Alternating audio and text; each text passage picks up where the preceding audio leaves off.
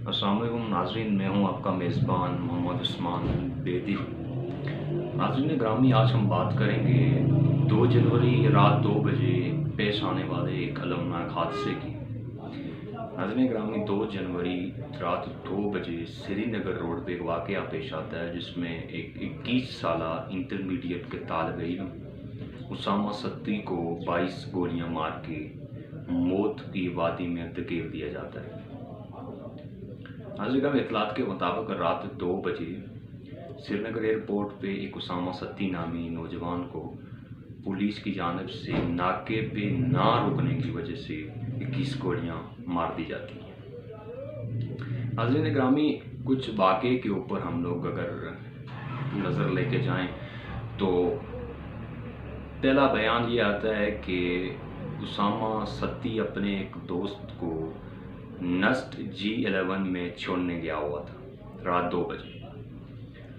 दूसरा जो मौक़िफ़ उसामा सत्ती के वालिद की जानिब से सामने आता है, उनके मुताबिक उसामा की इस वाक़े से 2 दिन पहले इसी नाके पे पुलिस वालों से मुमारी होती है और मामला गालियों तक जा पहुंचता है, जिस पे पुलिस वालों से कहते हैं कि हम तुम्हें देख लेंगे, तुम्हारा अंजाम सही नहीं होगा।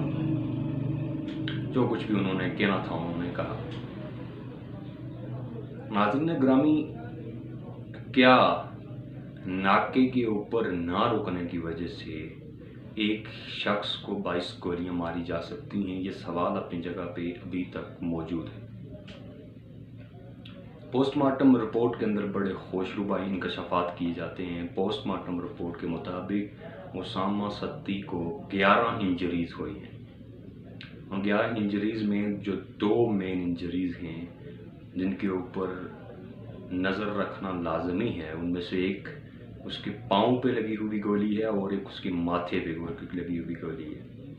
अब फॉर एग्जाम्पल, अगर वो नाके से भाग गया था तो सामने से गोली कैसे लगी, ये भी एक बहुत बड़ा सवाल है।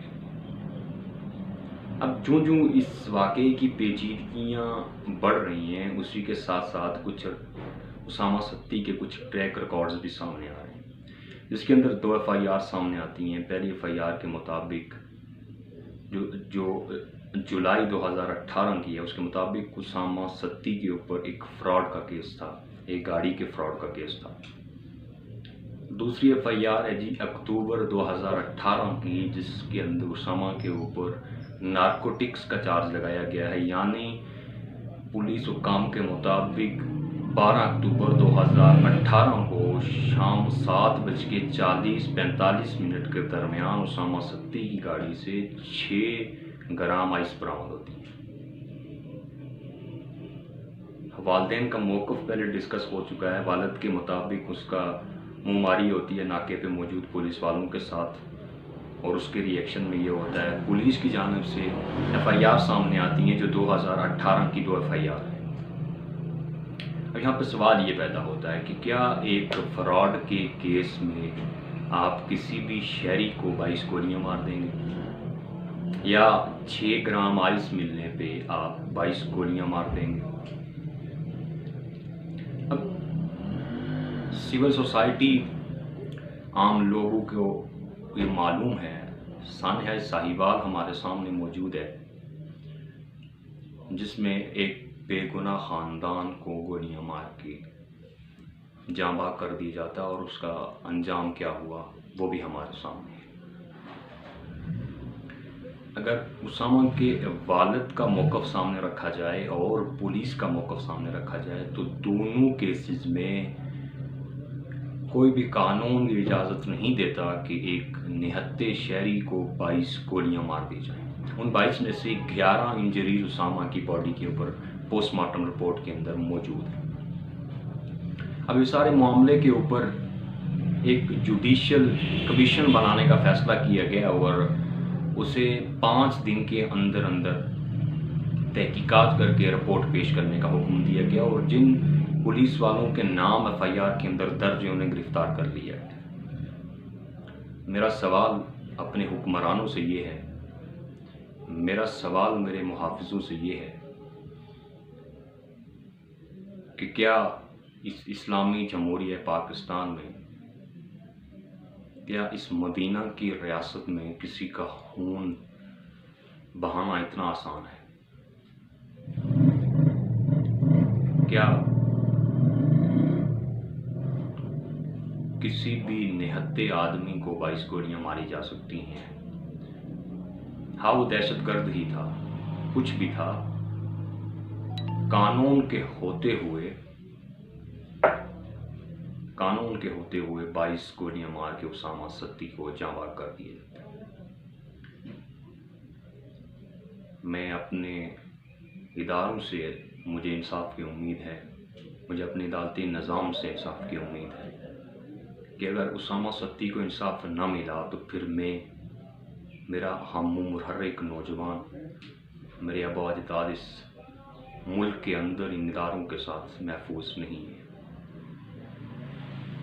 جہاں کسی کو کسی بھی وقت کسی بھی وجہ سے گولیاں مار دی جاتی ہیں اور پھر یہ قصہ پارینہ بن جاتا ہے۔ یہ تمام تفصیلات آپ کے سامنے ہیں اور یہ فیصلہ عوام نے کرنا ہے کہ کون صحیح ہے اور کون غلط تھا، اور خدارا ان چیزوں کو وقتی ہائی لائٹ نہ کیجیے، ان کے اوپر استقامت دکھائیے، لوگوں کو بتائیے،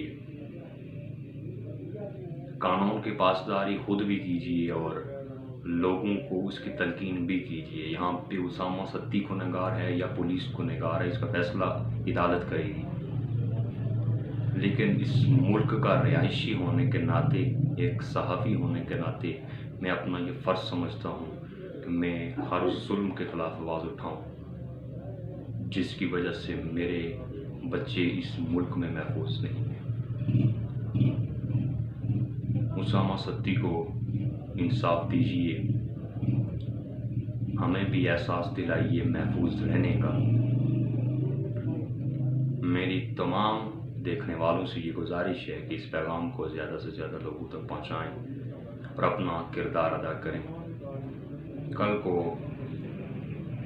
کسی بھی گھر کا نوجوان، کوئی اور اسامہ ستی اس مقام تک نہ پہنچے، اس سے پہلے ہمیں اپنے اندر سدھار لانا ہوگا اور ہمیں اپنے دیکھنے والوں سے یہ ملتمس ہوں کہ وہ اس آواز کو ایوانوں تک پہنچائیں۔ اگر آج اسامہ ستی محفوظ نہیں ہے تو کوئی گارنٹی سے یہ نہیں کہہ سکتا کہ وہ گھر میں محفوظ ہے یا سڑک پہ محفوظ ہے۔ قانون موجود ہے، ریاست موجود ہے، ایڈمنسٹریشن موجود ہے، تو پھر یہ ناانصافیاں کیوں؟ یہ سوال میں آپ کے لیے چھوڑے جا رہا ہوں، جواب تلاش کیجیے اور حکمرانوں سے جواب طلب دیجیے اپنے میزبان محمد عثمان بے دل کو اجازت۔ خدا حافظ۔